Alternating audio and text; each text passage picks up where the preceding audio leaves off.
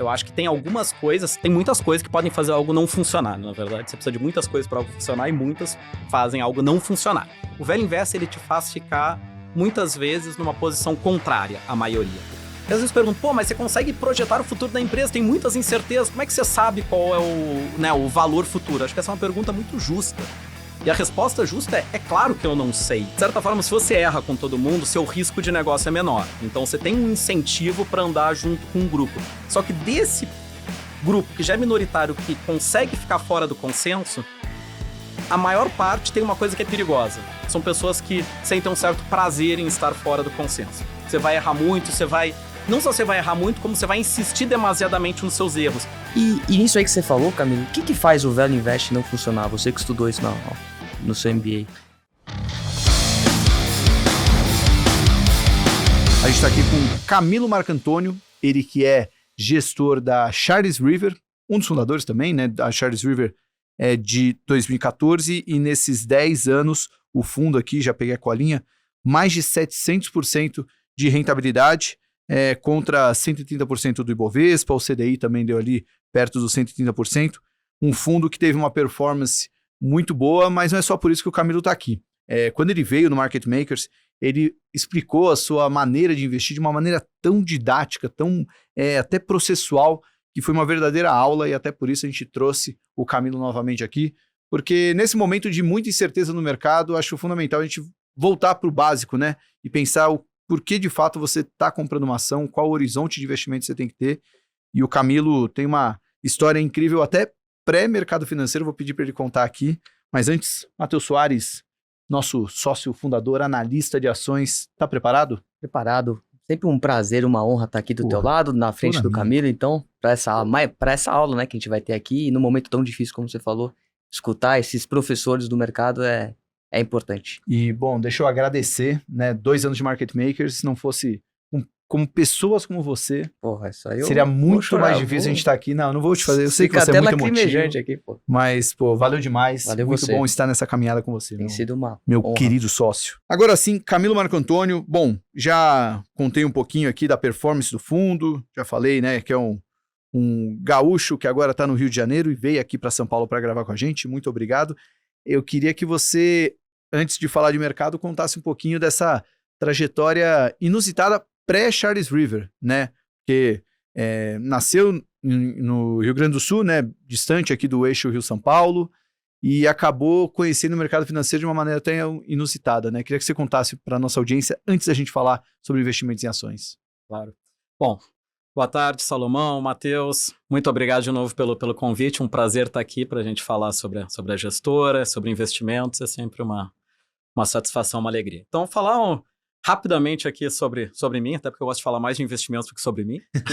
Mas sim, eu tive uma trajetória talvez um pouco diferente da típica do mercado financeiro. Sou gaúcho, sou de Porto Alegre. Nunca tinha saído de lá até os meus 17 anos, na verdade. O máximo que eu tinha ido era de carro até Santa Catarina, o mais longe que eu tinha chegado. E sim, peguei um avião pela primeira vez aos 17 anos para estudar no Instituto Militar de Engenharia, no Rio de Janeiro. E foi a primeira vez que eu morei lá. Então, a gente está falando de 1999. Estudei 5 anos lá. Na época, você passava 5 anos como militar. E aí saí de lá, mas você tinha a opção de escolher a carreira da ativa ou da reserva, né? Então, saí de lá para a vida civil, formado como engenheiro eletrônico, talvez bacharel em engenharia eletrônica, que eu nunca pratiquei, então acho que talvez deveria me chamar de bacharel em engenharia em vez de engenheiro. Por algum motivo eles acham que engenheiros sabem praticar tudo em casa, tá? Isso não é verdade. Só assim, sem um pouco de teoria de matemática e física. Bom, mas saí de lá, fui trabalhar, e aí essa parte de ser engenheiro, que, né, a gente sabe, até não é muito atípica para o mercado financeiro. Sim. Tem bastante engenheiro aqui no mercado, inclusive na empresa lá na gente, mas a parte que é diferente, que de fato eu não comecei a carreira no mercado. Fui trabalhar na Bain Company, que acho que muitos aqui provavelmente conheçam, mas para quem não conhece, uma consultoria global de gestão. Então, fui trabalhar ajudando negócios, né? Então, contratado por empresas, grandes empresas nacionais, multinacionais, que queriam desenhar uma estratégia, fazer internacionalização, aumentar a sua eficiência, reduzir custo, desenhar sistemas de incentivos, enfim. Então, tive essa grande oportunidade de fazer projetos mais diferentes tipos de projeto e nos mais diferentes tipos de indústria. Então, trabalhei com aviação, bens de capital, trabalhei na área de proteína animal, trabalhei na área de consumo, enfim, foram diversas indústrias e diferentes tipos de projetos, então foi uma grande escola. Eu fiquei 8 anos na BEM, na verdade, durante esses 8 anos eu fiz um mestrado, um MBA nos Estados Unidos, full time, que é até uma parte talvez típica, muitos consultores acabam fazendo.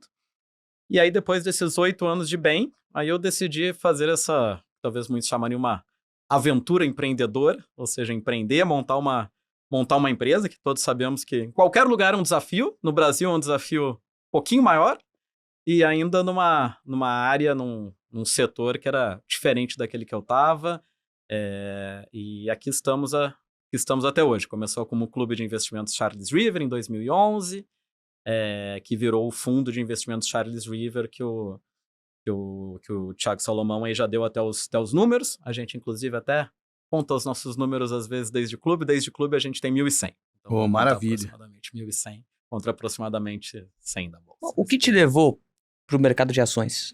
Você, quando estava lá fazendo os processos, lá na BEM, você já se sentia atraído? Já fazia investimento? Seus amigos já, o cara vai bem mesmo? Como é que é? Se a gente voltar tanto no tempo assim, a gente sempre pode contar uma história bonita, mas vamos contar os fatos como eles são, na realidade. Eu sou de uma família de classe média, predominantemente de muitos funcionários públicos. Minha mãe é professora, foi professora por 40 anos, então é uma história muito bacana, inclusive muito legal. Agora está estudando psicologia, então, fantástico, depois da aposentadoria na carreira. E eu estudei em uma escola militar que na época formava até 2 turmas antes da minha, formava só pessoas para o exército. E nas 2 turmas antes de mim, talvez tenha formado umas 10 pessoas em cada turma que foram para a vida civil. Então, assim, minhas referências eram bastante limitadas, para falar. Eu tinha uma intuição, que acho que até se mostrava correta, que eu queria algo na área de... Não queria engenharia, gostei muito, adorei estudar, mas não queria engenharia, adoro exército, tem uma relação muito boa, tinha uma relação muito boa, mas também não queria carreira militar. Eu queria algo na área de negócios, investimentos, então assim, apliquei para 40, sei lá, 50 processos seletivos, não sei, eu tinha uma planilha lá com uma quantidade infinita de processos seletivos.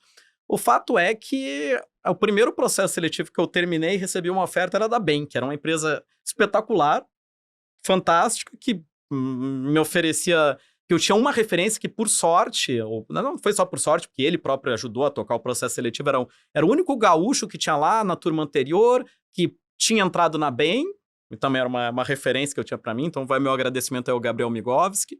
Ele, inclusive, falou, olha, que estava no primeiro ano, lá tinha feito um ano, disse, olha, que é fantástico, é ótimo, a empresa é ótima, as perspectivas de tudo que eu vi eram excelentes de carreira, e nem eu falei, me ofereceu uma quantidade de dinheiro para mim que era, assim, completamente impensável, então era basicamente aquela frase do Poderoso Chefão, sabe? You make an offer that you cannot refuse, né? De fazer uma oferta que você não pode recusar.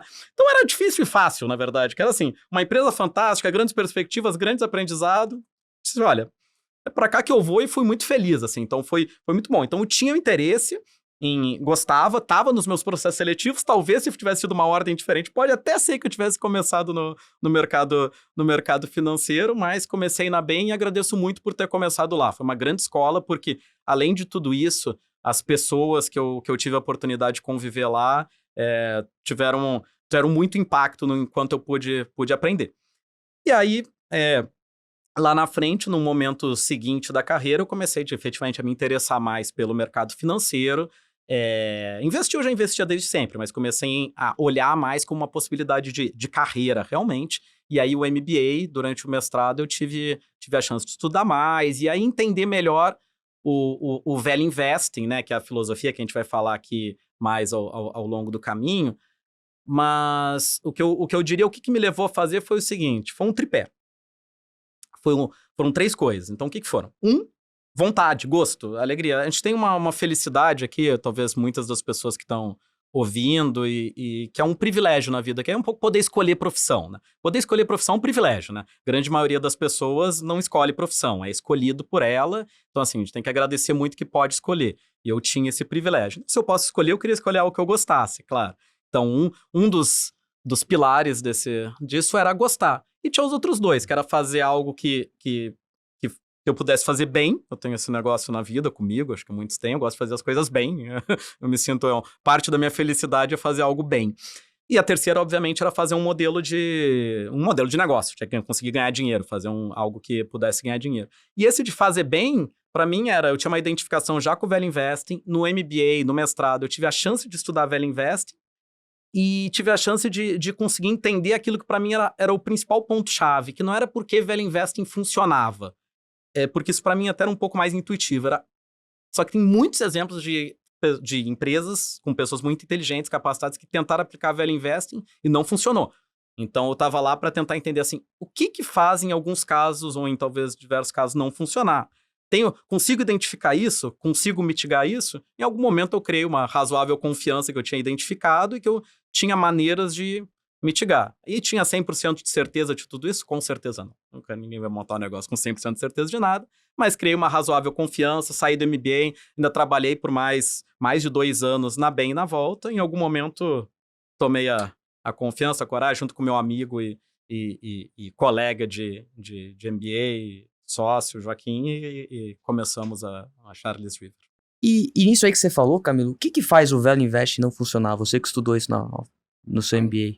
Então, eu vou dar a minha visão, é claro. Eu acho que tem muitas coisas que podem fazer algo não funcionar, na verdade. Você precisa de muitas coisas para algo funcionar e muitas fazem algo não funcionar. Obviamente, por exemplo, se você não tiver uma boa análise, não vai funcionar. Mas eu vou falar, acho que dos 2 fatores que são mais comuns, assim, de fazerem o Value Investing não funcionar, partindo do pressuposto que você está falando de um time qualificado, de pessoas que trabalham muito, de pessoas dedicadas, é correto. Acho que as 2 questões são um sistema de incentivos, que ele trabalha contra o Value Investing, e alguns vieses comportamentais. Então, deixa eu entrar um pouquinho de cada um deles. Quando eu falo de sistema de incentivos, o que é? O Value Investing, ele te faz ficar, muitas vezes, numa posição contrária à maioria. Ou seja, você está comprando algo que poucos querem e que não tão bem falado naquele momento, e às vezes está vendendo algo que outros são muito mais bem falados ou não têm determinadas posições. Essa posição contrária ao mundo, ela te traz riscos, inclusive riscos de negócio, né? Como é que é? Tem uma outra frase antiga, vou tentar falar em português, que seria com a frase original é em inglês, mas um banqueiro confiável, um banqueiro razoável, aquele que falha convencionalmente, né? Ou seja, ele falha junto com todo mundo. A sound banker fails conventionally, né? Então, de certa forma, se você erra com todo mundo, seu risco de negócio é menor. Então, você tem um incentivo para andar junto com um grupo, especialmente depois que você fica maior e você já tem um negócio. Então, você realmente precisa criar E você tem diversos incentivos, se vocês quiserem, a gente pode explorar isso mais, que fazem essa posição ser difícil. Então, um sistema de incentivos que faz. Esse que eu dei é um exemplo para você andar junto com o grupo.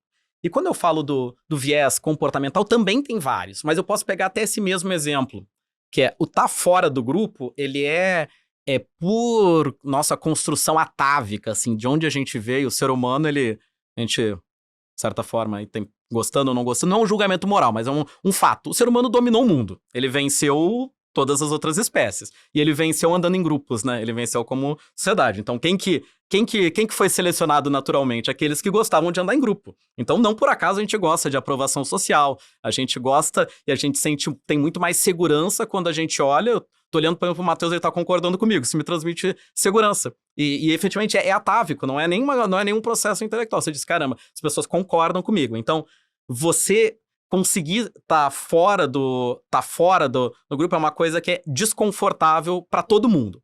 Para algumas pessoas é extremamente desconfortável, para outras é menos desconfortável, mas tende a ser desconfortável. Então você tem um viés de tentar andar com o grupo. Então, assim, isso é verdade para a maior parte das pessoas, isso não é um julgamento intelectual, não está falando que a pessoa é mais ou menos inteligente, é uma questão de comportamento mesmo. Então, assim, você precisa ter uma mente que você consegue e processos, sistemas, mas também tem uma parte que é propriamente mental, de como a pessoa de conseguir estar fora do grupo. Só que o negócio aqui fica um pouquinho delicado, e talvez até por isso não tem tantas pessoas que se adaptam ao Value Investing. Primeiro, porque exceção quem consegue ficar fora do grupo com um razoável grau de conforto. Só que desse grupo, que já é minoritário, que consegue ficar fora do consenso, a maior parte tem uma coisa que é perigosa. São pessoas que sentem um certo prazer em estar fora do consenso. Ou seja, todo mundo tem um amigo, é o cara do contra. Se você disser que preto é melhor, ele vai dizer que é branco. Se ele disser, não, camisa branca é melhor, ele vai dizer que é preto. Isso também é um comportamento ainda mais perigoso que andar com o grupo, porque o Value Investing está procurando oportunidades onde a maioria não está vendo. Só que isso é exceção, não é regra. Na regra, o grupo está certo. Se você pegar aqui, o meu copo com água aqui, e perguntar pra todo mundo que tá nessa sala o que acontece se eu largar ele, todo mundo diz, pô, sei lá, vai quebrar, vai cair a água. E tá todo mundo certo. E se eu for o cara do contra, eu vou largar pra mostrar o quê? Que não quer? Vai quebrar. Então, assim, você precisa ter uma mente que ao mesmo tempo se sente confortável fora do grupo, mas também não sente um prazer excessivo em estar fora do grupo. Senão você vai estar querendo sempre estar fora e é ainda mais perigoso. Aí você vai errar muito, não só você vai errar muito, como você vai insistir demasiadamente nos seus erros. Pode ser até que você acerte algumas vezes, mas os seus poucos erros vão acabar com você, porque você não vai voltar. O princípio de aleatoriedade no mercado, né? Se você agir contra o consenso, quando você acertar, você vai acertar muito, né? Porque todo o equilíbrio estava no outro lado e você vai ganhar muito. Mas o problema é que a chance disso acontecer sequencialmente ou por muitas vezes ela é bem menor. Então, se ele tem esse comportamento quase que compulsivo em ser do contra, o mercado vai acabar jogando ele para fora. Exatamente. Em algum momento que ele vai estar errado, ele vai insistir sobremaneira no erro, porque ele vai, assim, o fato do confronto vai gerar ainda mais prazer, provavelmente ele vai morrer com um ou poucos erros ao longo do caminho. Então um pouco isso. E daí, obviamente, tem mais coisas no lado 1 e no lado 2, mas foi identificar e aí tentar criar os sistemas de mitigação. Parte de quem são as pessoas e parte processos, sistemas para isso. Não, já vou deixar anotado isso, porque pode virar um tema de um episódio inteiro só de como o Value Investing não funciona. Tem muita coisa aqui que dá para explorar no lado de filosofia, de psicologia de investidor, né? Principalmente esse lado de viés. É muito legal. Mas vamos falar agora um pouco mais da filosofia Charles River. Claro. A vez que você veio aqui no Market Makers foi bem marcante, né? Porque você, de fato, investir em ações, principalmente no Brasil, é difícil você se diferenciar tanto, né? Porque o universo de ações no Brasil é bem menor do que em outros lugares e ações investíveis para fundos que já têm um patrimônio maior também fica mais restrito ali. Mas vocês conseguem ter uma peculiaridade, né? E sem correr muito risco. Assim, quando eu digo correr muito risco não é que eu sou diferentão, porque eu compro 50% de um value trap que pode ter um turnaround, enfim. Queria que você falasse da filosofia Charles River para nossa audiência. Então, falando bem resumidamente o que a gente faz, e aqui é um pouco embaraçoso, porque poderia terminar em 1 minuto, tá? Porque é bem simples. Mas depois prometo que eu expando. Mas o que a gente faz é fazer uma avaliação conservadora do valor justo de uma ação.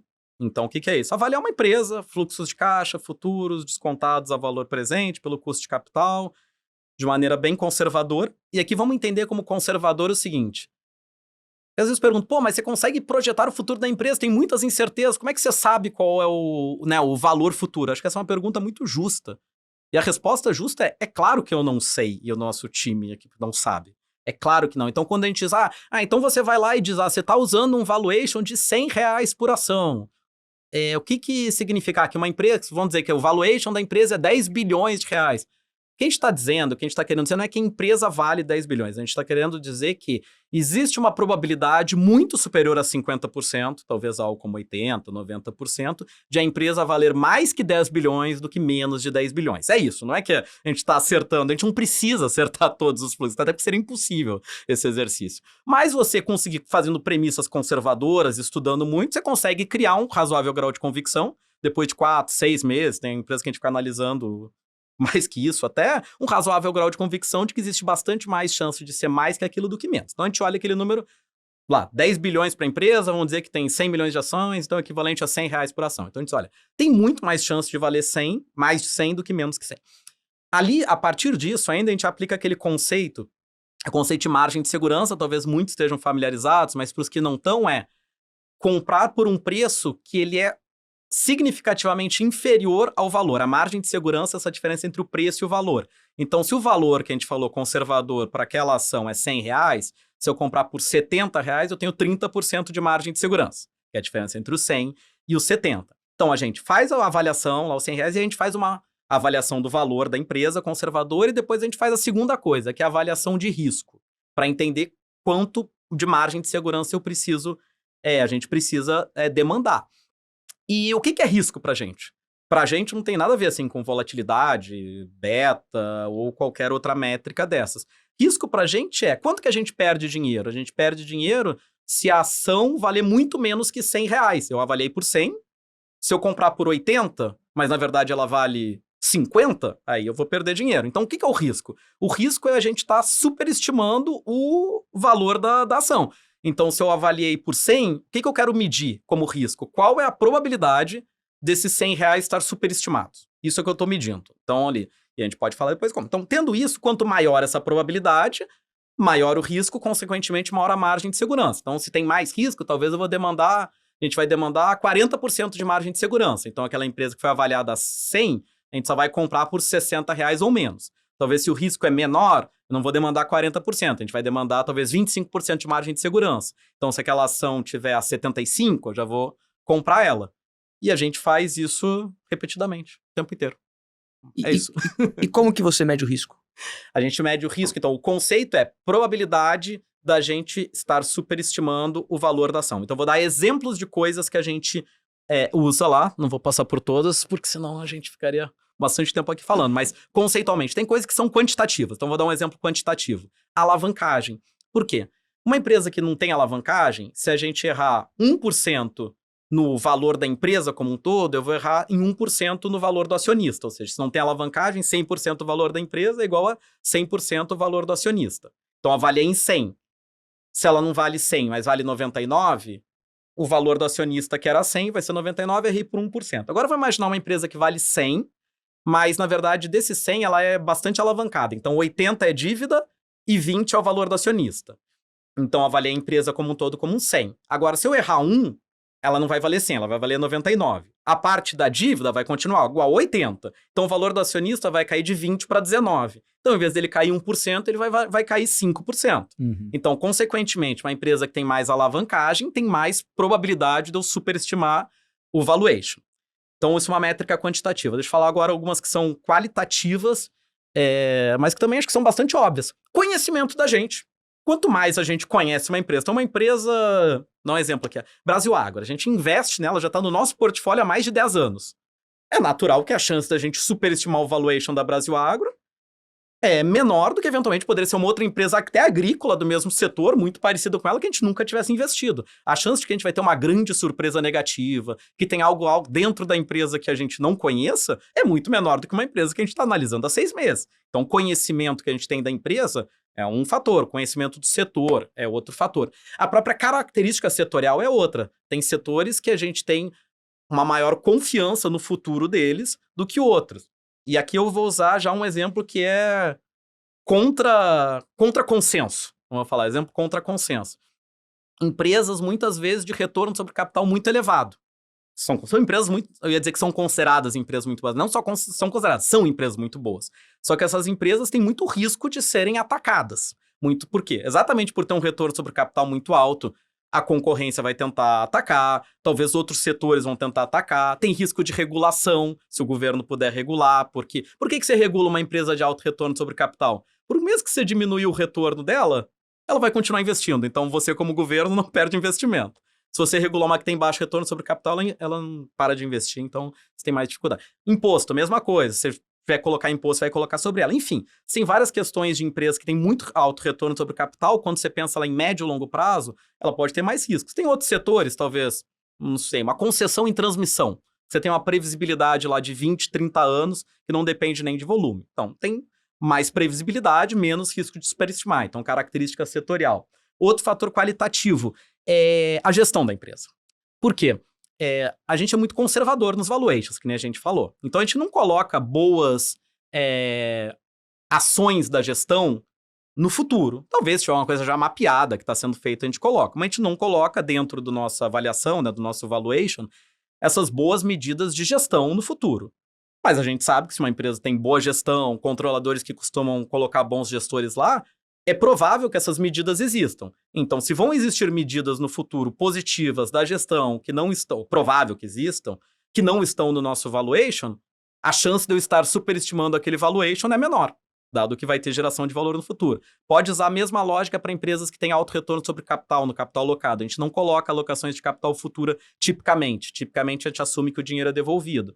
Se essa empresa, é provável que se ela tem um alto retorno sobre capital alocado, tem uma boa disciplina de alocação de capital, é provável que ela vai gerar valor no futuro com essas alocações de capital, que é melhor alocar com alto retorno do que nos devolver, que é o que a gente está assumindo. E essa próprio retorno adicional, que não está no nosso valor, no nosso valuation conservador, gera valor a mais, consequentemente diminui a probabilidade de a gente estar superestimando o valuation. E por aí vai. Tem, como eu falei, tem muitas outras, mas no fundo vocês podem ver. Basicamente tudo quão provável é de estar superestimando o valuation, quão provável é de eu... Não é de eu estar errado no meu R$100, porque eu espero estar errado no meu R$100. Quando a gente diz que é R$100, a gente quer estar errado, porque ele é conservador, a gente acha que vale mais, na verdade, que 100. É estar errado pro lado ruim. É a probabilidade de valer menos que R$100. Muito bom, muito bom. Quer trazer mais alguma questão? Eu não. queria já vir pro como você faz na prática isso. Eu até estava lembrando algumas teses que você falou na sua última vinda, que acabaram indo muito bem até. E eu queria saber, você já falou até de Brasil Agro, enfim. Como que isso tudo, né, principalmente nessa parte quali, né? Sim. Como que isso se transforma em teses de investimentos dentro da carteira da Charles River? Qual o processo que coloca tudo isso junto, né? Esse é um desafio. Eu lembro que quando teve muita... tinha uma posição muito controversa que era a Petrobras, né? Exato, essa que eu pensei bem. Porque foi muito bem de lá pra cá, né? Foi, a gente até saiu, não tá mais pela subida, né? Subiu pra caramba, a gente até saiu. Foi a segunda maior contribuição de 2023 do fundo. E a primeira, acho que vocês vão lembrar também, porque quando a gente estava no início de 23 falando sobre 22. Aí a gente falou que em 22, todas as posições tinham tido contribuição positiva, menos uma, que era hidrovias. Daí a gente até discutiu, será que esse foi erro, não foi erro? Eu falei, olha, não sei ainda, vamos ver no futuro. Foi a maior contribuição de 23. Ou seja, a hidrovias foi a maior contribuição de 23 e a Petro foi a segunda. E eu lembro que eu também comentei na época o pessoal, algumas pessoas, a entrevista teve muita repercussão, sabe, que você tem uma audiência ótima, então depois que eu falei aquilo, muita gente veio falar comigo da entrevista. O pessoal falou, você tá maluco, Petrobras, que eu já falei de recompra da Petrobras. Só pra deixar registrado, quem me chamou de meio doido, a Petrobras fez recompra depois, tá? Começou a recomprar. Mas, enfim, voltando aqui ao processos de investimento, como é que a gente aplica na prática, é o seguinte, então, o que a gente precisa? A gente precisa ter essas duas questões muito bem feitas, que é a avaliação do valor conservador da empresa e avaliação de risco. E a gente precisa se proteger daqueles vieses lá atrás. Então, a gente precisa conseguir tudo aquilo que a gente está falando lá. Então, como é que a gente faz? Nosso processo de análise é o core, dado que os sistemas funcionem, a modo de alocar, a gente precisa ter um processo de análise robusto. O processo de análise que não falei, uma empresa tipicamente leva de 4 a 6 meses, e para cada empresa que a gente analisa, a gente forma um grupo de análise. Esse grupo de análise é formado naturalmente pelo analista principal, que é o analista daquele setor, um analista revisor, que ele está lá para garantir a qualidade, né? Evitar erros de modelo, enfim, garantir a qualidade da análise, ajudar também como suporte. A gente tem um analista crítico, que é para garantir a dialética, que tem o único trabalho é criticar, o trabalho dele é criticar, como o nome já diz. É alguém do nosso comitê de investimentos, então sempre um analista também com uma boa dose de experiência, e um analista neutro, que está lá também para olhar de fora a questão, sem um viés positivo ou negativo. Esse grupo de trabalho, após a primeira etapa, que é aprovar a análise, aprovar que vai ser feita uma análise no comitê de investimentos, se forma esse grupo de trabalho que trabalha junto, e aí faz toda a segunda etapa da análise, que é a maior, onde é criado um modelo, onde se conversa obviamente com empresa, setor, etc., mas principalmente onde a gente tenta entender a dinâmica de médio e longo prazo. Setorial, econômica, as forças que estão lá. Se for uma commodity, por exemplo, a gente vai fazer um modelo de oferta e demanda global da commodity para entender qual é o preço conservador, enfim. A gente vai mirar sempre, como é um valuation, que a gente falou, uma avaliação de valor de perpetuidade, grande parte do valor vai estar no médio e longo prazo. Então, como o valor está no médio e longo prazo, o que a gente vai focar é no médio e longo prazo. Então, assim, quer dizer que a gente não vai olhar o que está acontecendo com a empresa, mas para a gente importa menos o resultado do próximo ano, dos próximos 2 anos. Vamos fazer isso daí, vão ter as reuniões, vão ter as críticas, esse processo, a segunda etapa é maior, vai levar alguns meses. Terminada essa etapa, vão se formar todos os consensos possíveis, e algumas coisas não vão ser consensuadas, naturalmente. Vem para a terceira etapa. Para deixar claro, dessa segunda etapa eu não participo. Essa é a maior etapa em tamanho. O time participa por alguns motivos, incluindo o fato de garantir liberdade, que todos falem com a maior liberdade possível. Vamos dizer assim, as críticas são todas entre sócios, pessoas que trabalham, analistas da gestora, amigos, mas vamos dizer que a crítica seja aberta e direta. Então, é para rolar mesmo a discussão. Terminado isso, tem a etapa e é comigo, volta comigo, onde eu recebo até o relatório das críticas, o que foi aceito, mas principalmente o que não foi aceito, especialmente as opiniões divergentes. Aí eu vou discutir esses pontos e alguns outros pontos. Aí vai ter um ciclo de reuniões comigo, normalmente não é uma reunião só, por quê? Porque eu vou ver, fazer questionamentos, voltar, entender, pedir análises adicionais. Tipicamente é mais curto que o segundo, porque como tudo já está pronto, são análises e coisas mais rápidas. Passado por essa terceira etapa, volta para o nosso comitê de investimentos, que é a quarta etapa, onde é aprovado aquela avaliação de valor justo e de nota de risco. Com esses dois inputs, avaliação da ação e nota de risco, isso entra no nosso sistema de alocação. No nosso sistema de alocação, ele tem curvas pré-definidas, ou seja, para cada nota de risco é um número... Tudo aquilo que a gente falou e mais várias outras coisas vira um número de 0 a 10. Contínuo, real, pode ser qualquer número entre 0 a 10, pode ser 7,1, 2, 3, 5. Esse número vai levar numa curva de alocação. Tecnicamente tem duas, uma curva de compra e uma curva de venda. E aí a gente vai ver o preço na tela e dizer, por esse preço, ele tem mais que a margem. Se ele não tiver o mínimo de margem de segurança exigida, é 0. Se ele tiver mais que a margem de segurança exigida, naquela curva vai dizer quanto por cento a gente tem que ter, e aí a gente vai comprar. E tem uma outra curva de venda, ou seja, conforme vai caindo, a gente vai aumentando a posição, conforme vai subindo, diminuindo a margem de segurança, a gente vai reduzindo a posição. Obviamente, o valor justo vai sendo atualizado ao longo do tempo. O Brasil Agro está mais de 10 anos. É óbvio que o valor justo não é o mesmo de 10 anos atrás. Felizmente, é muito maior. Vai sendo atualizado no mínimo semanalmente, revisão de tese no mínimo trimestral. Mas se um dia o preço encontra o valor justo, a gente termina de vender a posição. A gente vai vendendo, reduzindo e vende a última ação quando o preço é igual ao valor justo, ou seja, quando a margem de segurança é igual a 0. E talvez, dizendo assim, quanto tempo leva isso? Eu falei, a gente está 10 anos ganhando dinheiro na Brasil Agro, nunca saiu. A gente ficou na Vale em 2020, talvez tenha ficado por uns 10 meses. Na Fleury, no meio da pandemia, talvez a gente tenha ficado por uns 10 dias. Não é uma questão temporal, a questão é de quando o preço chega no valor justo. Então, quando a empresa tira uma nota 9, isso significa que a margem de segurança dela está explodindo. Quando ela tira uma nota 9... Então, primeiro eu vou ter que definir assim, nota alta no caso de risco significa risco baixo. Então, se ela... 9, por exemplo, nesse caso, eu vou fazer os dois exemplos. O 9 é o risco baixo, então uma empresa ótima de risco significa que a gente vai exigir uma margem de segurança menor para entrar nela e o tamanho dela vai ser maior. Ou seja, imagina que no ponto de entrada, uma empresa de nota 9, talvez a gente vai exigir uns 20 e poucos % aí para entrar. Se a empresa tivesse nota 1 para a gente pegar, talvez vai ser mais perto de 40%. E nesse ponto de entrada, não só a margem de segurança da empresa de nota 1 tem que ser maior, o tamanho da empresa de nota 9 é maior na entrada. E também o tamanho máximo da empresa de nota 9 também é maior. Então, assim, tem mais. A empresa de risco mais alta, ela tem mais exigência de margem de segurança, tem um tamanho de entrada menor, tem um tamanho máximo menor e para um mesmo nível de margem de segurança. Vamos dizer que tem duas empresas com margem, essas duas. Tem 50% de margem de segurança. Ambas a gente vai comprar. Mas a de nota 9 vai ter um tamanho substancialmente maior no portfólio que a de nota 1. Você pode explicar, então, já que você falou muito do processo de entrada, queria que você explicasse o processo de saída, até usar como exemplo a própria Petrobras, né? Não precisa explicar todos os motivos pelos quais você comprou, mas eu queria saber como uma empresa que passa por todo esse crivo, de repente ela sai. É só por valuation, são outras coisas, enfim. Deixa eu pegar o exemplo da Petrobras, seria legal para...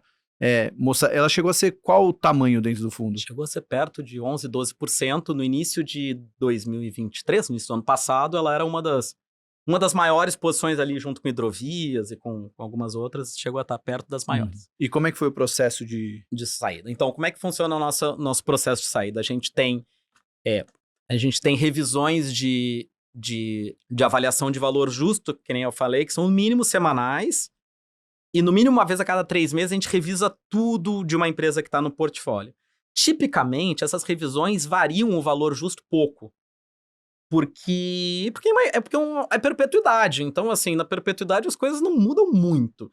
E pode variar mais? Pode, se a gente mudar uma premissa muito, tá? Mas não é o típico. E a Petrobras estava no típico, tá? Ela variou pouquinho. Ela foi variando pouquinho, o valor justo. Tipicamente elas vão aumentando um pouco, porque vai passando o tempo, elas vão gerando valor e vai aumentando um pouquinho. Petrobras foi isso, um pouquinho para cima. É claro, sobe juro, talvez caia um pouquinho, mas tudo variações pequenas. Não foi isso que fez ela sair. Até porque as coisas que aconteceram na Petrobras, francamente, a gente até acho que até falou isso na nossa conversa anterior, a gente não previa um cenário bonito para a Petrobras, para todas as estatais, e não tem nem necessariamente a ver com o governo, tá? A gente prevê má gestão em estatal como uma hipótese conservadora, porque a gente não sabe quem vai ser o próximo gestor da estatal, porque muda o governo, muda o gestor, e aliás, às vezes nem muda o governo, às vezes no mesmo governo muda a orientação, a estatal começa a ter uma outra função para o governo, a gente já viu às vezes no mesmo governo tem uma gestão orientada mais para o mercado, às vezes outra menos. Então, assim, a nossa hipótese conservadora, até um exemplo de hipótese conservadora é, estatal não será bem gerida. Então, era uma hipótese, se for, ótimo, vai ter geração de valores, espetacular, aquele negócio vai valer mais que 100, naquele nosso exemplo, e fantástico, é isso que a gente espera. Mas no caso da Petrobras, as coisas que aconteceram não é que foram muito piores, na verdade, às vezes foram talvez um pouco até um pouco menos do que a gente coloca.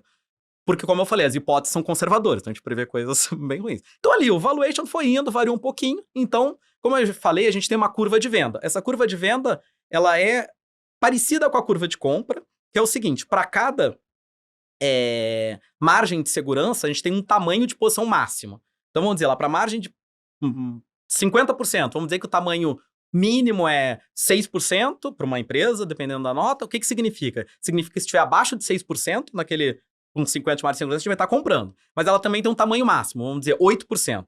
Então, se por acaso ela estiver acima de 8%, a gente vai ficar vendendo ela. E essa curva de venda vai indo, conforme vai caindo a margem de segurança de 50 para 40, aquele tamanho máximo de 8 vai cair, sei lá, para 6,5, talvez. Então, vai forçar a gente a vender. O que aconteceu com a Petrobras? O valor justo variou um pouquinho, e o preço variou um monte. Então, em algum momento, a margem de segurança chegou a zero. Então, não é que a gente vendeu em um momento específico. A gente foi vendendo. A gente terminou 2023 já com uma posição residual, mas ainda tinha um pouquinho de Petrobras. E aí, terminou de vender agora em 2024, início do ano. Ô Camilo, curiosidade. Algum alocador ou investidor institucional que tem posição em vocês já comparou essa maneira que você faz de manejo de risco quase a um hedge fund? Porque acaba sendo bem mais ativo do que um velho investor tradicional. Sim. Né? Você quase que vira um quantizinho mesmo ali, fazendo a relação entre o preço justo e o preço de tela, e vai diminuindo a posição sem nenhum pudor mesmo, né? Tá chegando no preço. Já teve essa comparação? Ou? Não, mas é uma comparação interessante.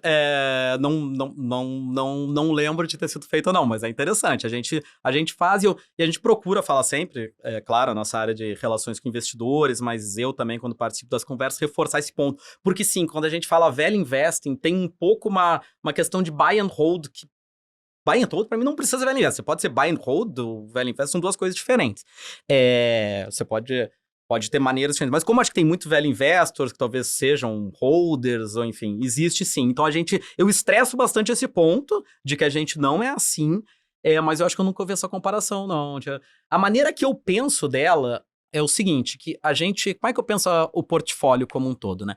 Cada investimento que a gente tem, se a gente for pensar um pouco, talvez um pouco, com um pouco formal, a gente tem uma assimetria muito positiva de risco-retorno. Por quê? Aquela história, valuation conservador, então acho que vale mais que aquilo, a gente compra por um preço significativamente inferior ao valuation conservador. O que significa? Tem muito mais chance de ganhar do que de perder, se a gente dá o nosso trabalho direito, é isso.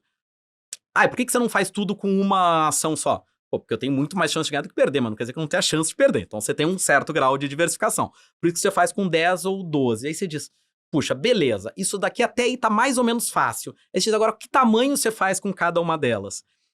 Para mim, esse tamanho, a nossa maneira de interpretar, ele deveria ser proporcional a quão boa é essa relação risco-retorno. Naturalmente, quanto maior a margem de segurança para um mesmo nível de risco, claro que varia risco das empresas, mas varia pouco. Então, se a margem de segurança é maior, é melhor a simetria risco-retorno. Então, deveria estar comprando mais. O outro lado também é verdade. Conforme vai diminuindo a margem de segurança, a assimetria continua boa, mas ela é menos boa. Então, deveria estar menos. Então, quando a gente faz isso daí, que é esse rebalanceamento, para mim é uma maximização da assimetria risco-retorno do portfólio como um todo, ou seja, eu estou pegando aquelas assimetrias que estão menos boas e diminuindo, e as que estão mais boas, e por favor, perdoem meu português, mas eu estou estressando o ponto, e aumentando elas para maximizar a relação risco-retorno do portfólio como um todo. E até falando sobre isso, né? E o Value Investing, em tese, você não deveria investir em empresas de commodities, assim, porque é muito difícil de fazer previsão. E acho que aqui no Brasil tem até uma máxima que é assim, você não deveria investir em empresas de commodities e também tocadas por estatais, né? Pelo governo. Você fez as duas coisas com o Petrobras, né? Uma empresa estatal e que investe em commodities. E hoje, inclusive, a sua maior posição é uma empresa de commodities. Então, por que você é diferente nesse sentido, né, de outros value investors? 3 das 5 maiores dá para classificar como commodities. Inclusive, a maior, que nem se falou, e 3 das 5 maiores. E tradicionalmente a gente teve, e eu acho que a questão de estatal, assim, a gente é agnóstico plenamente, mas eu concordo, e na parte da estatal eu concordo com o mercado no sentido de dizer, olha, eu acho que uma empresa estatal é mais arriscada que uma empresa de controle privado, pelos próprios motivos que a gente falou. A gente só acha que dá para fazer premissas conservadoras, se estiver muito barato comprar. Mas nesse sentido eu concordo direcionalmente com essa visão consensual do mercado. Com a outra parte, quando a gente fala de commodities, eu discordo da visão. Eu acho que empresas de commodities são menos arriscadas do que empresas que tenham marca e que tenham possivelmente um ROI muito elevado e tal. E aí, deixa eu explicar um pouco essa minha visão, e acho que liga bastante com o que a gente falou de processo e maneira de investir. A gente faz valuation a gente avalia na perpetuidade uma empresa. Então, o que eu tô falando vale pro que a gente faz, tá? Se você for avaliar uma empresa por 2 anos e usar um múltiplo, acho que a coisa é diferente. Se eu tivesse que avaliar em 2 anos, eu também acho muito mais previsível em 2 anos uma empresa de marca forte, que eu consigo avaliar, se a coleção dela tá boa, se não tá, se tem concorrência, se não tem, enfim, do que uma empresa de commodity também. Pede para prever uma commodity daqui a 2 anos, enfim. Commodity agrícola, que nem a gente tá falando, tem que prever não só a commodity, como o dólar e como se vai chover ou não vai chover também, para saber se vai ter, se a colheita vai ser boa ou não vai ser boa. Então, obviamente, as incertezas nesse curto prazo são maiores. Agora, quando a gente olha a perpetuidade, a gente está olhando, como a gente falou, e é meio que uma consequência matemática, né? A maior parte do valor está no médio e longo prazo para a grande maioria das empresas, quando você olha uma perpetuidade. Se eu estou olhando uma empresa de commodity, para mim, uma commodity em si, ela se diferencia em 2 grupos de partida. Commodity que precisa de nova oferta e que não precisa. Boa parte das commodities precisam, seja porque a demanda expande, ou mesmo que a demanda não expanda, é uma mina. Aí a mina meio que termina, então se a demanda ficar lá razoavelmente constante, às vezes até se cair um pouco, você vai precisar de uma mina nova para repor aquela mina que saiu. Então, em algum momento, ela precisa de nova oferta. Então, vamos pegar esse grupo de commodities que precisam, em algum momento, de uma nova oferta, que entre alguém para repor quem tá saindo. Então, fazer o exemplo com a commodity agrícola. A commodity agrícola é a soja. O consumo de soja, de grãos no mundo, ele cresce há décadas, consistentemente, e todas as indicações são de crescimento de consumo de grãos para o futuro também bastante forte. Ele vem pelo caso do aumento do consumo de proteína, o aumento de consumo de proteína vem por vários países indo de renda baixa para renda média. Uma das primeiras coisas que aumenta é o consumo de proteína. Para quem não está menos familiarizado, a proteína parece um pouco contraintuitiva, mas quando você deixa de comer 1 quilo de grão e come 1 quilo de proteína, você precisa de muito mais grãos. Você precisa de 2 quilos de grão para cada, aproximadamente, talvez para um frango, uma quantidade maior para um porco, talvez uns 4, e mais ainda para o gado. Obviamente, aí depende disso. Mas o fato é, quando você vai consumir proteína, você precisa de mais grãos. Então, você tem uma tendência de demanda crescente muito grande por grãos e por outros usos da terra. Celulose, diversos outros usos. O que significa? Significa que se você vai precisar lá de mais soja, para pegar o exemplo, ao longo do tempo, se ninguém produzir, e o ganho de produtividade, desculpa, não compensa esse aumento de demanda. Então, se você não tiver novas áreas de soja, vai faltar soja. Se faltar soja, o preço sobe. Então, o que significa? Significa que em algum momento você precisa colocar uma nova área de soja. E o que você sabe? Você consegue estimar de maneira conservadora qual é o capex, o investimento que você tem que fazer para uma nova área, qual é o custo de operar essa nova área, que vai ter um custo maior, porque provavelmente é uma área que não é usada hoje, senão já seria. Você consegue até estimar quanto que quem vai investir lá vai exigir de retorno sobre capital. Você pode ser bem conservador e dizer o seguinte, olha, ele exige um retorno baixo. Você faz esse conjunto de premissas conservadoras e você consegue chegar num preço da soja mínimo a partir do qual ninguém vai investir, ou poucos vão investir. E aquele negócio, voltando ao ponto inicial, se ninguém investir, vai faltar, se faltar, vai subir o preço e vai chegar naquele preço. Então você consegue fazer um equilíbrio conservador. Isso quer dizer que a gente vai prever a commodity em determinado momento específico do tempo? Não, isso acho um exercício super difícil. Mas a gente consegue prever que é bastante difícil, ou seja, muito provável que na média a commodity vai ficar acima daquele preço na maior parte do ciclo. Como eu estou preocupado com a média dos fluxos de caixa, isso para mim é muito mais conservador, é muito mais previsível, gera muito mais conforto do que eu prever uma empresa de marca. Por quê? Porque quando você prevê uma empresa de marca, e aí vamos diferenciar que boas empresas não necessariamente são bons investimentos. Uma empresa melhor não necessariamente tem menos risco que uma empresa pior. As empresas de marcas, muitas vão ser muito melhores que a empresa de commodity. E pode ser que no futuro sejam melhores ainda, tá? Reparem, quando eu digo isso, eu não tô dizendo que elas vão ser piores. É que eu tenho que fazer a gente tem que fazer uma avaliação conservadora. Uma empresa que tem marca, o que significa marca? Significa que ela vende aquilo com um retorno sobre capital muito alto. Provavelmente. Que as boas empresas têm um retorno muito alto. O preço de venda dela é muito maior que o custo. Então, se olhar daqui a 10 anos e ter confiança que ela vai ter essa mesma diferença entre preço e custo, muitas outras pessoas conseguiriam produzir a camisa ou camiseta que nós estamos usando aqui por um custo inferior. E por que a gente está usando essas camisas? Porque elas têm uma qualidade, têm uma marca que é reconhecida e que consegue... Pode ser que no futuro essas marcas que a gente está usando vão ser ainda mais fortes, e tomara que sejam. Mas pode ser que a camisa que eu esteja usando aqui no futuro, a marca dela valha menos. E esse nível de incerteza, ele é maior na nossa visão, no sentido, a variância dos resultados, sendo um pouquinho mais técnica, é maior. Por quê? E aí a gente volta para o ponto lá que a gente está falando lá atrás, que a gente está falando de risco. Se uma empresa tem retorno sobre capital alto, ela vai ser atacada por concorrentes, ela pode ser regulada, ela pode sofrer imposto, etc.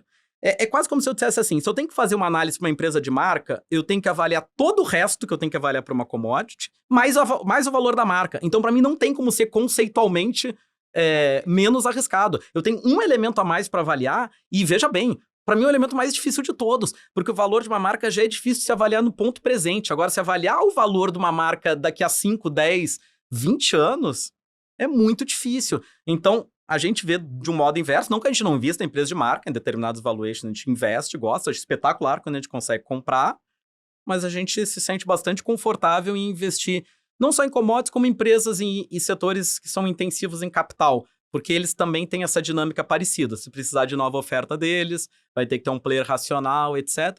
E aí você diz, caramba, e como é que você consegue isso? Não é... Assim, como é que vocês conseguem investir? É porque esses setores todos, quando eles passam pelo ciclo ruim, o mercado tende a precificar muito mal.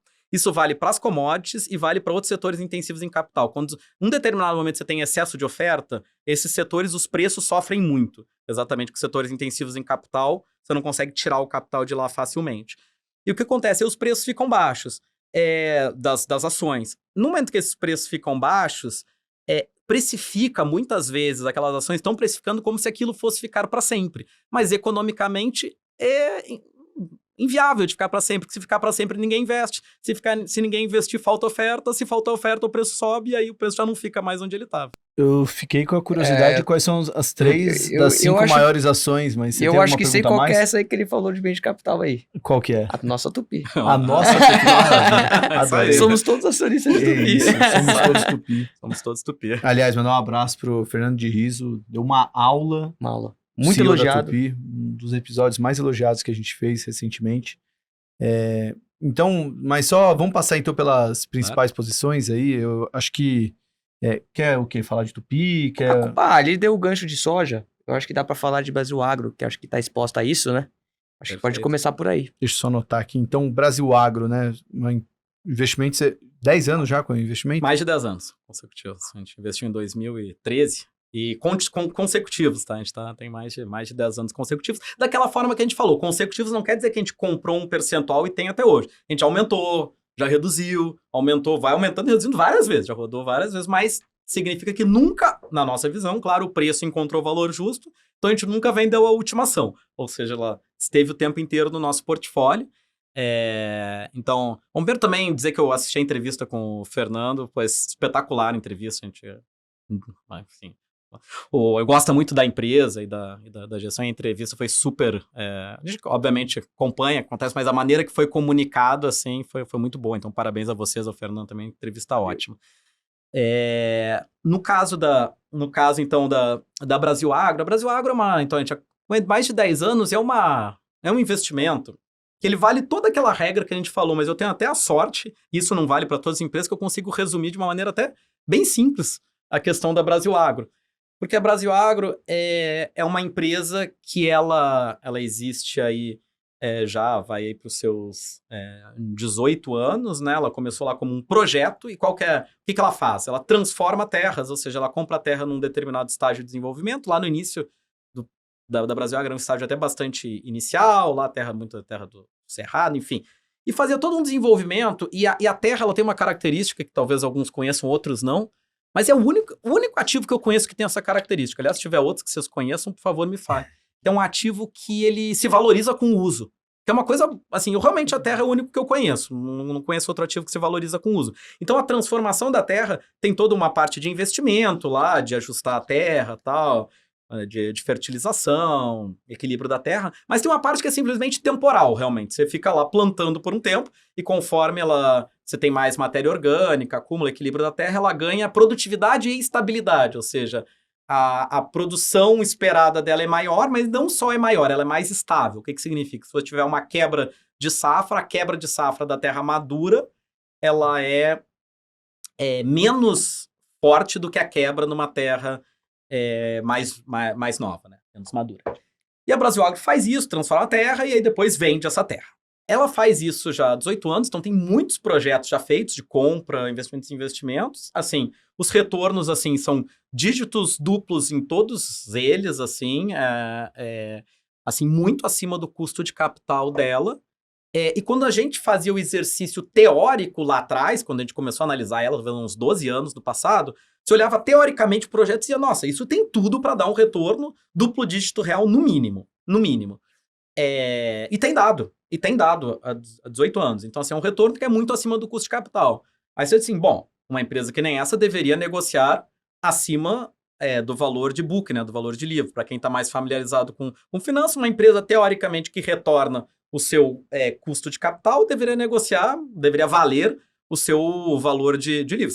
Se ela retorna consistentemente bem acima do custo de capital dela, ela deveria valer. Ela vale, não é que ela deveria valer, ela vale, porque uma coisa é valor e outra é precificação. Ela vale bem mais que o valor de livro dela, ou mais, enfim. O caso da Brasil Agro tem uma consistência de entrega e é uma consistência teórica, ou seja, o projeto, quando você faz a conta, ele dá isso, e quando na prática também, porque eles estão há anos entregando. Só que a questão é que ela negocia com descontos em relação ao valor de livro dela, às vezes de 30%, 40%. Aí varia um pouco, mas ela tem sempre um desconto substancial em relação ao valor de livro. Claro que a gente tem um valuation, que a gente falou de perpetuidade, que a gente falou, mas um valuation de perpetuidade de uma empresa que tem retornos... a gente nunca fala o nosso valuation, né? Mas tem uma coisa que dá para inferir, né? Mas se a gente faz o valuation de uma empresa que tem retornos acima do custo de capital, provável que o nosso valuation vai estar acima do valor de livro dela. E ela negocia com bastante desconto, varia, mas é sempre com um bom desconto em relação ao valor de livro. E tem uma característica... Falei. Não, é só uma dúvida específica sobre a Brasil Agro. Quando você tem um investimento de 10 anos que trouxe um bom resultado, mas não dá para dizer que ela virou uma blue chip, né? Virou uma empresa, virou mainstream, ali todo mundo acompanha e tal. Ao que você associa isso? De fato, ela é uma empresa que ela vai ter um tamanho pequeno, porque ela não é algo tão escalável, ou ela ainda tem um potencial para ser destravado? Acho que estão até falando assim, agora a última vez que a gente fez o investimento, só fala, porque às vezes tem um pouco, não de vocês aqui, mas eu sei que não é essa a pergunta que você está fazendo, mas vou responder uma pergunta que às vezes as pessoas têm. Pô, então você está há 10 anos com ela, significa que não foi um bom investimento até hoje e tal. Então, assim, se essa pergunta está na cabeça de alguns, eu acho que talvez esteja. Assim, a última vez que a gente analisou, se a gente tivesse simplesmente comprado e ficado com a Brasil Agro, ela teria dado uns 400%, a última vez que a gente viu. Mas, na verdade, ela estava dando pra gente 600%, tá? Por causa dessas compras e vendas. Então, assim, o pessoal fala, pô, mas o que acontece se daqui a 10 anos ela não tiver chegado no valor justo também? Tá ótimo, se ela continuar entregando o que ela tá entregando, de resultado a gente vai ficar mais 10 anos feliz com ela, aumentando, reduzindo. Mas endereçando mais diretamente a sua questão, Salomão, acho que tem algumas dificuldades que passam, assim, pelo entendimento do setor. O setor agrícola tem desde coisas bem simples, mas simples, assim, dizendo, bem básicas, né? Tipo, a contabilidade dele é muito diferente. Tem poucas empresas na bolsa, então tem poucos incentivos para mais gente olhar para a empresa. E tem também essa questão até que a gente estava discutindo aqui. Que eu falei, tem a nossa visão, Charles River, do nosso time, da nossa maneira de pensar, que commodities tem, com essa característica, ainda mais com uma empresa que entrega tanto um risco menor do que outras empresas. Mas, como vocês bem falaram, eu sei que vocês estavam reproduzindo a visão do mercado adequadamente. Na provocação aqui saudável, a visão do mercado é que é mais arriscado. E aí tem commodity que o pessoal já acha arriscado. De fato, é uma commodity, né? Vende commodities. Mas outra, ainda tem um negócio que eu até comentei, ainda tem o negócio da chuva. Chove, não chove, sabe? Pô, você tem que prever o próximo ano da Brasil Agro tem uns complicado, você não sabe quanto que vai dar. Então, assim, acho que praga. Então, você tem incertezas de curto prazo. Então, você tem um setor que é pouco... Ele ainda é pequeno, infelizmente, na Bolsa, muito subrepresentado versus a nossa economia, né? Que ele vende commodities, ele é difícil de entender, ele tem incertezas climáticas, tem incertezas... Então, tem muita coisa ali em volta. E a gente acha também que a Brasil Agro poderia deixar mais claro algumas questões da governança dela, que também acho que ajudariam a eliminar riscos. O controlador dela tem terras, então a gente acha que, assim, o controlador declara que nunca iria fazer uma transação com as terras da Argentina. Perfeito, já falou pra gente diversas vezes, a gente falou diversas vezes com o controlador, comenta. Mas a gente acha que seria bom também colocar isso por escrito. E uma pergunta que eu tenho, você disse que você não gosta de empresas que podem, de certa forma, estão expostas ao governo de alguma forma, seja imposto, alguma coisa. Empresas do agro geralmente pagam muito pouco imposto. Quando pagam, como que você coloca esse risco na conta da Brasil Agro? Eu não sei o quanto que ela paga de imposto, mas assim, o quanto que você coloca na conta isso? A gente, elas são empresas que são essencialmente na parte, elas têm o benefício das exportadoras. Então, assim, a gente, e taxar a exportação é um risco, mas é uma atividade que é feita geralmente em países, assim, com uma economia muito desequilibrada. E tipicamente, quando você faz isso, você tem um disparado câmbio que é gigantesco. Então, se a gente começar a taxar exportação, acho que a gente teria um benefício cambial para o Brasil Agro, talvez mais que superasse. Digo tudo isso para dizer que a gente não coloca uma premissa de taxação de exportação. Ou seja, resolvendo fazer tipo umas retenções na Argentina, eu acho que o câmbio do Brasil dispara e o Brasil Agro mais que ganha. Isso aí pode ter um outro modo que você dizer, mas e se o Brasil começar a controlar o câmbio que nem a Argentina? Bom, aí eu acho que a Brasil Agro vai estar mal, mas eu acho que vai ter outras empresas que vão estar muito pior, assim. Vão estar muito pior. Querendo ou não, ela tem um ativo real. Tal. E sem contar que, assim, a gente sabe também, é um fato que o agro do Brasil tem uma força política não desprezível. Mas nesse caso é uma força política muito pro bem, porque taxar a exportação realmente seria bem absurdo. Mate, a gente tem mais alguns minutos. Quer escolher alguma tese ou falar de Tupi ou quer ouvir alguma outra do Camilo? Alguma nova? Pode ser alguma que já tá aí pelo menos há 6 meses na carteira, ou se quiser também falar outras que não estão. Bom, tenho então, falar aqui nossas 5 maiores posições, já que eu já falei, eu deixo vocês escolhem aí, a gente escolhe uma das 5 juntos. Tá, boa. Então, as 5 maiores, como eu falei, tem basicamente 3 aí que são de commodities, ou pode ser entendida como mais próximas de commodities, e 4 delas são bastante favorecidas pelo dólar, tá? Só pra falar. Então, assim, a gente tem entre as 3 maiores Brasil Agro, Tupi, a gente já falou aqui, e o Banco ABC, e ali na 4ª, 5ª posições a gente tem Petro Recôncavo, né, que talvez... bom, Tupi é de blocos, cabeçotes e diversas outras coisas, mas principalmente o core business, né, o principal negócio, blocos, cabeçotes de motor, uma fundição, né, faz usinagem, algumas outras coisas. O Banco ABC é um banco, né, um banco de atacado. A Petro Recôncavo, que nem o próprio nome diz, é uma empresa de petróleo, e a Ternium é uma siderúrgica, listada em Nova York, com operações no México, na Argentina e aqui no Brasil também. Então essas são as 5 maiores posições. Bom, a gente já falou de agro, Tupi e ABC, a gente já teve até o CEO das duas aqui, então não... Eu deixei você escolher, imagina, Petro Recôncavo e Ternium. Eu ficaria com Petro Recôncavo, porque teve tanta coisa nesse primeiro semestre envolvendo Petro Recôncavo, 3R, a fusão da 3R com a Enalta, que eu acho que seria bom você dar uma visão aí sobre o setor e por que Petro Recôncavo e não Enalta e não 3R. Perfeito. É uma posição que a gente tem há algum tempo, mas essa não é uma posição consecutiva. A gente entrou na Petro Recôncavo, é a segunda vez que a gente está lá. A gente entrou, a ação subiu muito, bateu lá no nosso preço justo, e aí a gente saiu, aí depois ela caiu muito de novo e a gente reentrou. Então é uma segunda entrada em Petro Recôncavo. A gente, no final, obviamente, tudo vem a relação margem de segurança, valuation, preço, mas o que a gente tem de uma visão positiva da Petro Recôncavo? É que ela tem o track record, né, o histórico mais consolidado operacional entre essas junior oils. Eles fazem há décadas já, isso já faziam para a Petrobras. Então, assim, a gente tem uma confiança no histórico operacional deles. O último ano, a bem da verdade, não foi o melhor ano do ponto de vista operacional deles, mas eles têm, até porque eles cresceram, tudo, acho que tem algumas questões. Teve algumas mudanças, acho que eles reforçaram também bastante o time. Que me parece aquela questão da empresa que cresceu bastante, tem que arrumar um pouco a casa. Também eles tiveram alguns azares, coincidências, mas enfim, não foi o melhor ano, mas eles têm o melhor track de longo prazo de entregas operacionais ali ao longo do tempo. As fusões, né, esses movimentos todos falando um pouco aí do que aconteceu, eles nunca tiveram na nossa conta, mas dito isso, acho que foi uma pena que não ocorreu, porque assim, fazia muito sentido a Petro Recôncavo com a 3R. Aliás, era uma fusão muito óbvia, então assim, a 3R com a Enalta, enfim, acho que eles vão tentar lá, obviamente, extrair a maior quantidade de valor, deve ter os ganhos que eles estão falando, mas é menos óbvia a fusão, bem menos óbvia, mas tem um pouco de escopo ali no meio da história.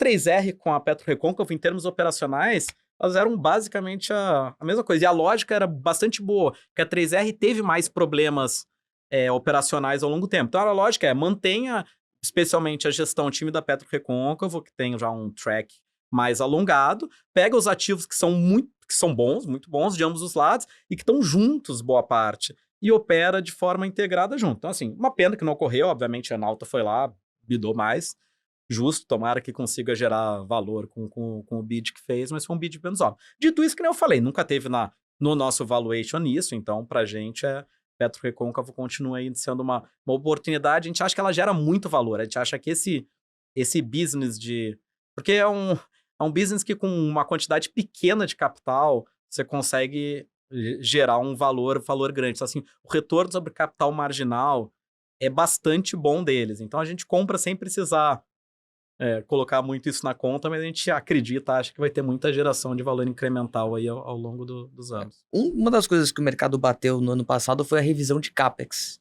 Apesar de ser pouco capital, marginal e tudo mais, isso foi um fator que fez as ações desabarem, né? Foi quando a gente reentrou, tá? Foi exatamente a nossa reentrada, foi depois do relatório de reservas da Petro Recôncavo. Que é um ponto, teve pontos de atenção, claro, mas aqui também tinha uma coisa que eu acho que também não foi talvez tão 100% compreendida, porque o relatório de reservas, ele é feito por uma certificadora, que tem que usar premissas conservadoras, e a Petro Recôncavo usava aquilo como, de certa forma, como um repositório de projetos. Então, o que acontecia? Tinham determinados projetos lá, que eram os projetos talvez um pouquinho mais complexos, ou vamos dizer, mais diferentes, vamos simplificar um pouquinho, que eles tinham, de fato, CAPEX maior, mas que a própria Petro Recôncavo só faria aquele projeto, e ela já tinha convicção, se aquilo ali fosse gerar muito mais petróleo, gás, ou enfim, o que fosse, do que o que estava no relatório. Só que a certificadora dizia, eu não tenho informações suficientes para certificar isso. Então entrava no relatório um CAPEX, entrava um projeto que nunca seria feito naquelas condições. Sem contar que ele entrava, o relatório, ele relatava com a curva do preço futuro do petróleo, que é mais baixa, mas com o CAPEX atual, tá certo, a certificadora olhava. Hoje você gastaria tanto, mas tem uma correlação muito grande entre o preço do petróleo e o CAPEX na petroleira, porque os equipamentos mudam. Então assim, entrava... E isso não é nenhum erro. É mais uma questão de desenho, que a certificadora tem que ser conservadora. Aí o que a Petro Recôncavo até começou a fazer um pouco mais foi tentar tirar esses projetos, nesse último relatório de reservas, tirar esses projetos que ela não faria naquelas condições. Tá. E aí eu vou estressar um pouquinho. E a parte da refinaria? Que, assim, uma das grandes pontos da fusão que seria maravilhosa se acontecesse era o Guamaré. Porque, de certa forma, a PetroRecôncavo depende da 3R nisso. E grande parte do operacional que não veio bom, talvez tenha sido a 3R dificultado as coisas para ela ali.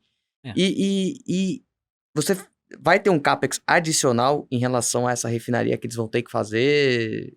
Aqui é um pouquinho até teoria dos jogos. E é engraçado porque poucas vezes é um negócio tão explícito. Porque assim, pra PetroRecôncavo, a melhor solução é achar um deal bom pra 3R. Pra 3R também, porque na verdade também Guamaré também não tem... Vai perder se não tiver a PetroRecôncavo do outro lado.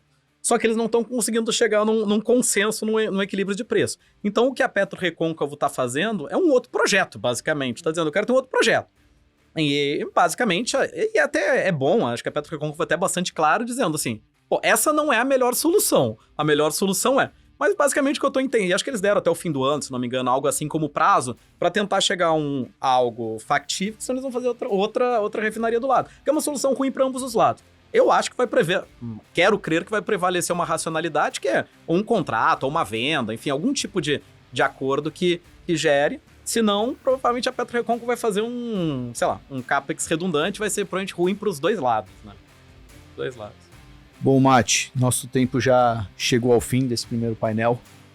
Quero agradecer demais ao Camilo, pô, foi uma super aula, não só de mercado, mas até o pré-mercado, acho que é uma história bem peculiar. Parabéns demais pelo resultado, e as portas dos Market Makers estão sempre abertas para você voltar. Muito obrigado, Salomão, obrigado, Matheus, super papo de novo, foi um prazer estar aqui com vocês e muito sucesso para vocês também. Parabéns pelo trabalho de educação financeira. Valeu, Camilo. Valeu demais.